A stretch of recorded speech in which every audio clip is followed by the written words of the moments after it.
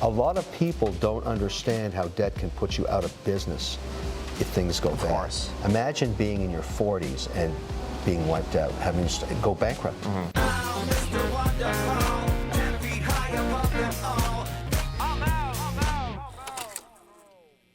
So I want you to react to something. Sure. I have my entire portfolio worth a little bit over $10 million. Yeah. So I want you to go through one by one. Just give me your These thoughts are on it. individual stocks? No, this is everything. This is real estate. Okay. This is every single one of my investments. Got it. So I want you to look through this. Okay, so this is a piece of property, number one, purchased in 2012.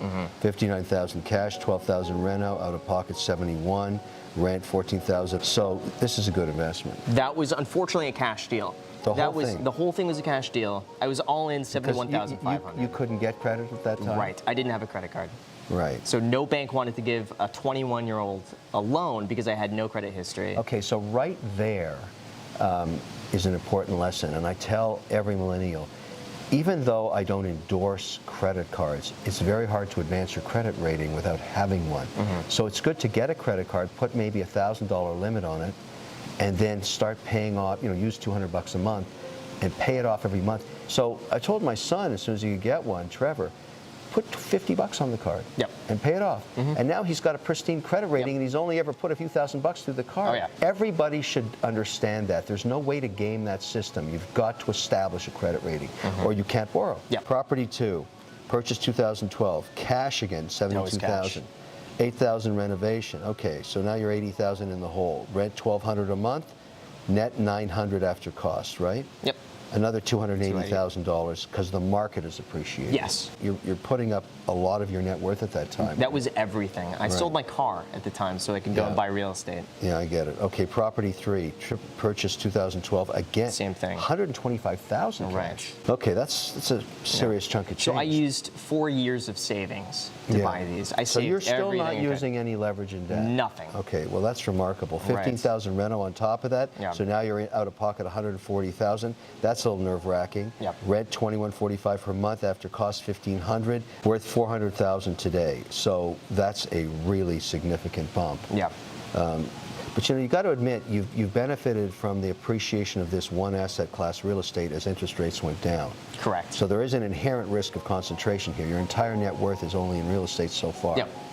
Okay, that's an issue. Property 4, purchase 2016. $780,000. You must have used debt. I did. $60,000 reno on top of it. Out of pocket $210,000. That's your principal down payment plus renovation. Okay, that's good. That's also a great investment. But now we've brought leverage into the portfolio. Yes. This is the one that you saw. This is the one that I was house hacking on that you thought was a good idea. Yeah, $585. Loan $620. Wait a sec, you borrowed more than the purchase price? Because I did a cash out refinance. Yeah. So what I did is I fixed this place up.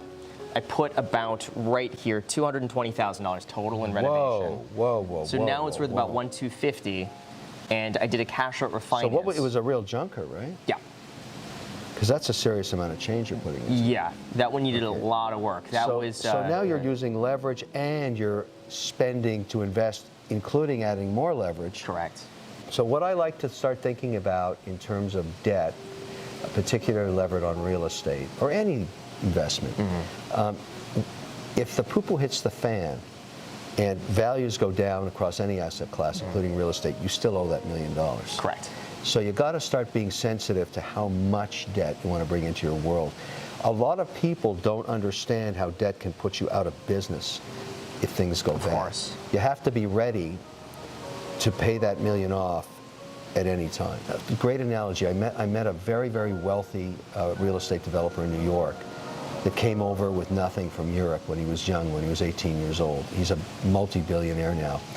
And each time he bought a building, he did apartments. He would call it either a pasta or a protein building. And I said, what does that mean? He said, well, I start with my first building, and I would take a lot of debt down, and I would get the rent roll up so I was 100% leased out, and I would only eat pasta until I paid off all the debt. I said, really? He said, yeah, because it was just my wife and I, and we had all this mortgage on that building, and I know what happens during cycles. And so once they paid off that building, and now all the cash flow was coming out of the building with no debt on it, he'd start to eat steak. That became a protein building.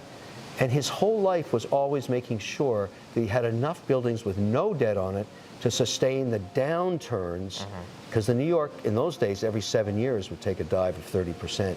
So what he would do is he'd always have a couple of protein buildings spinning cash. When the correction hit, he'd use that cash flow to buy new buildings. But he never went bankrupt, because he never extended himself so far that the protein buildings couldn't pay off the mortgages, you know, of the pasta buildings. Right. You get the analogy, right? My thought has always been the interest rate is so low, fixed for 30 years, cash flow sustains it. Yeah. And between the write-offs and maybe inflation, maybe we don't see it, but either way, the worst case for me has always been a break even on the interest rate that I'm paying. So, okay, we go on here. Okay. So this is property number 6. Yeah, 6 This is another duplex. Everyone is going up. Yes. Like we're spending more, Yes. we're putting more debt on. This is 815,000 loan 680. So you there's a little equity from day one, right? Right. 3.625, very good. Down payment 115,000, worth 965. Yeah. Okay, so that's good. And all of these, by the way, are rented under market value. I get it, but how long are the leases for? 1 year. And so do you get to bump it up? I don't raise rents, believe it or not. What? Yeah. Really? Why not? My thought is if I have a really good tenant who always pays on time and no issues, I would rather just not raise the rent and keep them there a long time. And if they do move out, then it's kind of like gravy to me, because I'm able to rent it out for even more to the next tenant and then tell them they could stay there as long as they want at that price. Yeah. And for me, I've had some tenants now for 7 or 8 years. Property 7 purchased $2.1 million. That's our number one on the hit parade, right? This is this year. Yeah, so this is where I am living now. Okay. Loan, this is your primary residence. Yes. That's where you got the 2.875 rate. Now at the end of this journey, what is your total debt nut across all the buildings? About 2.9. Okay, I'm just saying that would start to make me nervous. Just not because it isn't well invested. That's a big number. Like a lot of it, can you take the hit?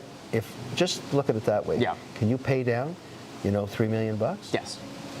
As long as you can say yes to that, you can continue to do this. But the minute you get so levered up that you can't find $15 million, I don't have any debt. I've got to a point in my life where I just don't like debt. So I buy things for cash, and I understand why debt works in this model, assuming the rental market remains buoyant. But there comes a point in your life, and you're still too young, I don't want any obligation to anybody. But don't you think that's because you already have so much money now that for you going and trying to borrow at 3% to make 5 might not be worth your time versus just the hassle-free of I'm going to buy it cash, not think about it? Well, except because I'm older than you, I've seen a lot of things, and I've been through a lot of down cycles.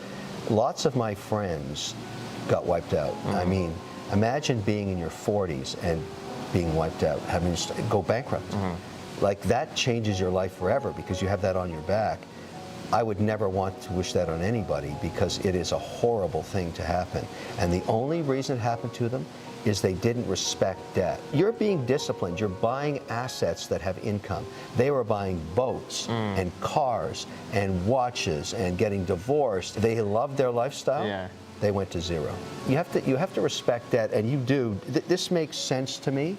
But again, I go back to that guy in New York, protein building, pasta building, and the whole idea of respecting how debt can rip your life apart.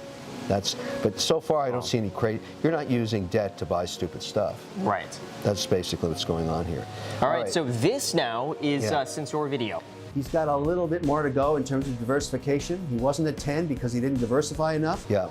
Well, I'm glad to see that because I never let one asset class ever become more than 20% of my net worth. Clearly, real estate still remains more than 20% of your net worth. One of your goals should be over time is to make it, to get such a broad portfolio in your net worth that real estate's only 20%. So if that asset class really has a hard time, it can't take you out of business. Got it. So let's look at this. Stock market investments. Individual stocks, 1.14 million. Index funds, that's good, 772,000. California state free bonds, very good, 150,000. Silver, 12,000. Acorns, so you're using Acorn, that's good. Yeah, I tested all the apps so I could give it a shot. Yeah, that's fine. Okay, cash, 320. That's within the stock market brokerage. Yeah. It's not all cash, just so I continually buy into the market. The discipline is every 90 days to trim back anything over 5% and put it into something else that you've decided to go into. What happens to portfolios like this that aren't, it's like trimming a hedge. No sector more than 20%, no stock more than 5%. You've got 3 stocks here over 5. You give up some of the upside, but when the correction hits, like a Tesla rolls over and goes down 38%, you don't take the full hit because you've taken profit out on the trimming. I'm worried about taxes. Yeah, because my thought is 50%. Yeah. And I'm telling you, that's the biggest mistake you can make in your life is to worry about taxes. The fact that you have to worry about taxes is a wonderful thing. It means you're making money. But to say, oh, I don't want to sell, a stock that's now 11% of my portfolio because I don't want to take the tax hit, you will pay a brutal price for that. You will have a massive correction. You won't have taken any gains. And you will hurt yourself immensely. That's the one mistake you're making here. So you've got to do your work. Are you using any margin? No. That's the other thing. Never use margin in stocks. Never do that. Never. Never, never, never. People think margin's free. When there's a correction, you get slaughtered. Right. They'll sell you out in 2 seconds. Cash position, 1.8 between cash, 1.75, 12 months CD. 200,000 cash, but you need this to make deposits on real estate. What is cash for your total net worth? How much cash do you have versus your entire net worth? So cash would be about 30%. That's healthy. Cash, That's healthy. I actually have more than 30% in cash. Really? Yeah, yeah. I've had some exits in real estate recently. I sold my commercial real estate, and I'm going to wait until I see what the economy looks like in 36 months to go back in. But as a result, I'm sitting on a ton of cash. This is a really exciting one. I don't know if I can mention this in the video because I haven't announced it yet, but I put a company called, they're a startup, valued at I've learned from Shark Tank, because this is a Shark Tank investment type thing, you must be ready to absolutely write that off. Yep. Because there's a 50-50 chance you will. It'll be a tax loss for you. Very few people can achieve this. I didn't achieve it when I was 30. That's really, really hard to do. And the reason you got there is you're extremely disciplined. You only deployed capital into assets that you thought might appreciate, primarily real estate. Listen, the only negative I can say about you is that you got too much real estate, but that's how you made your money in the first place. Working on it. Yeah. So what would you give this, 1 out of 10? I think you gave me an 8.234 well, the last time. as an operator, you were an 8, but as a portfolio manager, I got to bring you down to probably a 7, maybe a 6.5. Why? Over-concentrated in one asset. Fair enough. So if I just looked at this without knowing who you were, I'd say this guy has too much real estate. Okay. And so, but if real estate is who you are, so I get it. But all your maneuvering now should be raise more cash, buy more diversity, maybe a little more conservative.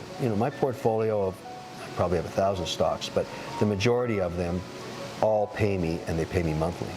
So I have a really strong cash flow every month, and my biggest problem is what do I do with the cash? And that's how I buy watches. There we go. Chihuahua caramba! If you like that video, wait till you see my next one. Don't forget to click right over here and subscribe.